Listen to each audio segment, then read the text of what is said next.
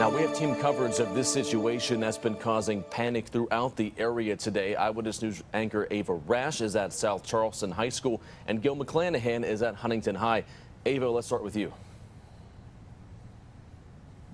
Well, Anthony, it was a tense few moments here at South Charleston High School, but now a collective sigh of relief as the community now knows that this report of a shooting was just a false call. 19 to Metro. Is this going to be an active shooter at the high school? 10-4. It's going to be a black long rifle, AR-15. 7 students have been shot. Metro, put that out. We need everybody we can. You don't want the Metro. Whatever's going on is not actual. Negative. I'm in the hallway now. There's nothing going on that I know of.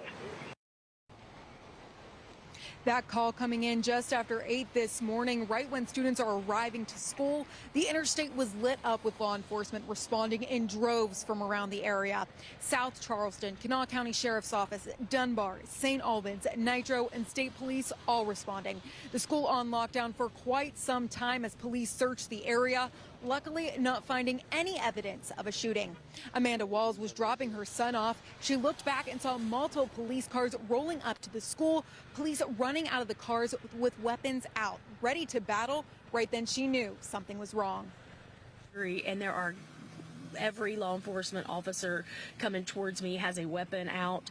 So immediately I realized that this is pretty serious, and I just go into sheer mom panic, knowing that you cannot go in there and get your baby. You know they're on the lockdown by now.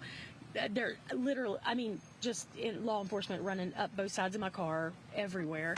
Pure panic, honestly. As a parent, nightmarish. The biggest fear when you drop off your child is this moment right here. And trying not to be dramatic, trying to think wholeheartedly about he's safe in that school. These officers are doing everything they can until, 20 minutes later you really find out what's unfolding.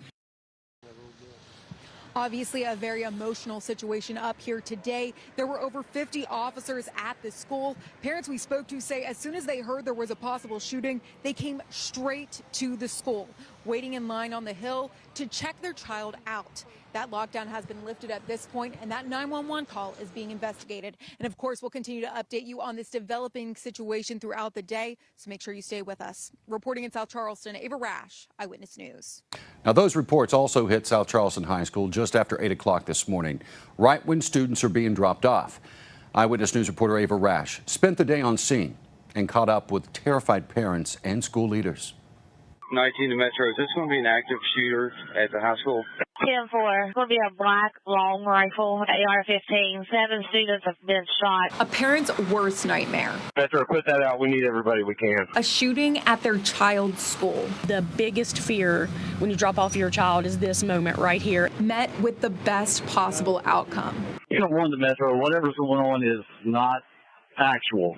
Negative. I'm in the hallway now. There's nothing going on that I know of. Interstate 64 around the South Charleston area lit up with blue lights, with officers responding to a shooting call at South Charleston High School. There is nothing more valuable to any of us than your children and our children, and that's the type of response you're going to get here and in Kanawha County, West Virginia, if something like this happens. We pray to God it never does, but what happened today is not unique. You're going to get that every time. Those officers ready to go to battle for the county's children. Amanda Walls was dropping her son off when she saw cruisers rolling up the hill. Right then, she knew something was wrong. Every law enforcement officer coming towards me has a weapon out. So immediately I realized that this is pretty serious, and I just go into sheer mom panic, knowing that you cannot go in there and get your baby. You know they're on the lockdown by now.